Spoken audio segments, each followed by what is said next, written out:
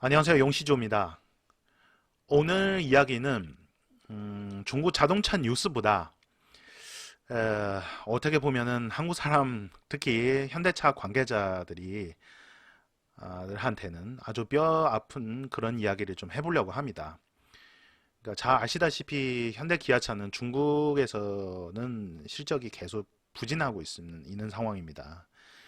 네, 이 신문 기사 글을 같이 읽어가면서 여러분하고 왜 한국차가 중국에는 판매 실적이 안 좋은지 같이 좀 찾아보려고 합니다.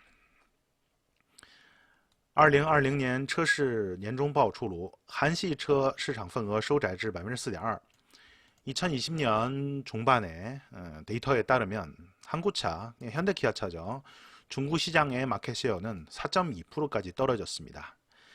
其中北京现代上半年销量为 18.43万台，同比下滑33.17%。东风悦达起亚半年销量为 11.27万台，同比下滑 25.11%。 상반기에 북유현대 판매량은 18.43만 대, 마이너스 33%의 마이너스 성장. 그리고 동풍열다 기아 같은 경우는 11.27만 대, 마이너스 25% 정도에 떨어졌습니다. 자, 이 그래프를 한번 보세요. 이 그래프는 여러 나라의 차량은 중국에 있는 이제 마켓 셰어들입니다. 중국 브랜드가 제일 높네요. 그래도 작년 대비는 좀 떨어졌습니다. 36%. 독일 차가 올라갔어요. 올해는 25%. 일본 차 더 올라갔네요. 23%. 미국 차는 9.3% 살짝 떨어졌습니다. 한국 차도 살짝 떨어졌습니다. 4.2%. 자, 이게 마켓 셰어인데 상당히 좀 지금 봤을 때는 미국 차하고 특히 일본 차하고 비교하면은 굉장히 큰 차이죠. 이제 마켓 셰어에 대해서. 밑에 글은 사실 지금 쭉 읽어보면은 북유현대가 왜 안 팔리는지를 이제 분석하고 있는 글인데 이 글을 보기 전에는 사실 이 밑에 그래프를 좀 먼저 보겠습니다. 2015년도부터 2019년 북유현대 판매 실적입니다. 2015년도에는 뭐 106만 대 괜찮아요. 아주. 2016년은 조금 올라갔어요. 114만 대. 그리고 2017년도에는 툭 떨어졌어요. 78만 대. 18년도 79만 대, 19년도 68만 대. 계속 떨어지고 있는 상태죠.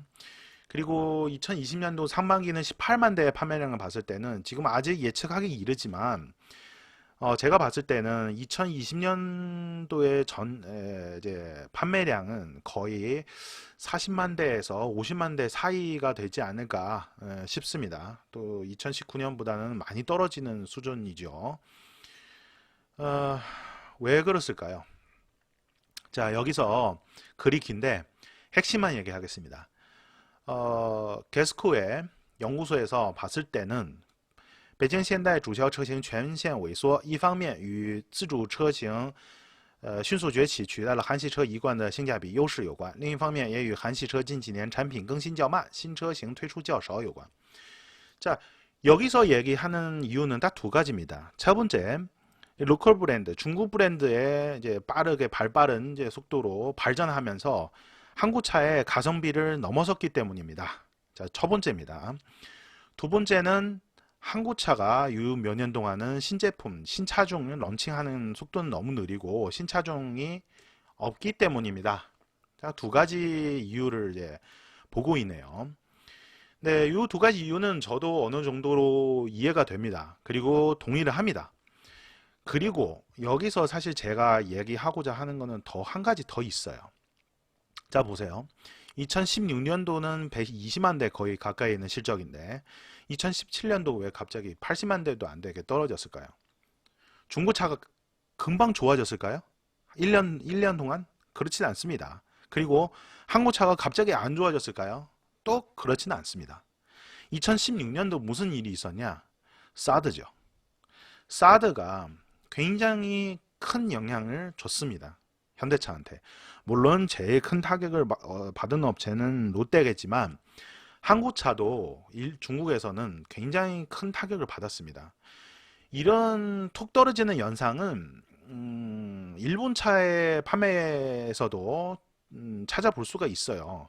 2011년 대비해서 2012년도에 판매량 봤을 때 일본 차가 뭐, 혼다, 닛산, 도요타 거의 40%에서 50% 정도의 마이너스 성장을 했어요. 그때 무슨 일이 있었냐면 중국하고 일본 간에 갸오이더 사건이 있었습니다. 그런 부분이 있기 때문에 11년, 12년쯤에 됐을 때는 그러니까 일본 차가 탑 10에서 줄줄이 빠져나갔습니다. 판매 실적에서. 그때는 북유현대하고 동풍열다 기아도 갑자기 뭐 3위, 5위, 3위까지 올라가는 그런 시기도 있었죠. 그러니까 어떻게 보면은 그런 전치적인 영향은 없지 않아 있습니다. 하지만 이게 1, 2년이지 지금 봤을 때는 일본 차는 지금 다시 굉장히 빠르게 회복하고 있는 추세입니다. 근데 왜 그랬을까요? 근데 현대차도 지금 뭐 타격을 입었다가 3년 지나는데 줄줄이 떨어지고 있는 상태죠. 그런 이유를 잘 찾아봐야 될 것 같습니다. 근데 제가 봤을 때는 제일 중요한 이유는 여기에요. 보세요.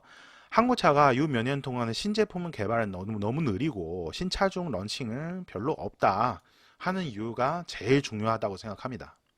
왜 그러냐면 현대차가 뭐 미국 시장, 유럽 시장 이런 큰 시장에서는 굉장히 잘하고 있어요. 다른 경쟁사보다는. 마켓 셰어도 계속 올라가고 있고. 하지만 왜 중국에서만 안 팔리는지. 왜 그러냐면 중국 시장이 유럽 시장하고 미국 시장이 다르게 굉장히 빠른 속도로 수비 경향이 바꿨기 때문입니다. 자, 처음에 중국 시장이 커질 때는 무슨 차종을 잘 팔렸냐면 소형차, 소형 승용차 잘 팔렸어요. 그 뒤에서는 갑자기 SUV 열풍이 나죠. SUV 열풍 할 때는 사실 그때 북유현대에서는 뭐 이제 팔만한 SUV는 투싼 차종밖에 없었습니다. 그 뒤에 어느 정도로 다른 경쟁사들이 다 SUV 신차종을 런칭하고 나서는 그때서야 산타페를 뒤늦게 런칭을 했죠. 그러니까 크게 뜨지는 못했습니다. 그러니까 지금 SUV 잘 팔리다가 갑자기 SUV 식어가면서 MPV도 잘 팔려요. 뭐 한 2, 3년 전부터. 근데 지금은 어떤 차종 잘 팔리냐? 차종 상관없이 전기차가 추세입니다. 좀 보세요. 굉장히 빠른 속도로 소비자의 소비 경향을 굉장히 빠른 속도로 변화를 하고 있어요. 하지만 지금 뭐 현대차의 런칭 속도를 봤을 때는 거의 글로벌 차량의 런칭에 따라서 같이 진행하고 있는 상태입니다. 중국의 소비 경향이라든가 이런 부분은 뭐 전혀 고려하진 않지만 조금 덜 반영을 한 것 같습니다. 제가 봤을 때는 그런 부분이 제일 중요하지 않을까, 중요한 이유이지 않을까 싶습니다. 그러니까 지금은 현대차의 이런 런칭하는 속도를 봤을 때 뭐 지금 발빠른 그런 중국 시장의 변화에 따라가지 못하는 그런 상황입니다. 자, 지금 여러 가지 이유를 얘기를 했지만 제가 봤을 때 일본 차처럼 다시 시전 점유율은 올라갈 때까지는 조금 걸리지 않을까 싶습니다. 신차종이 계속 이렇게 런칭을 안 할 거면. 자, 오늘의 이야기는 여기까지입니다. 네, 감사합니다.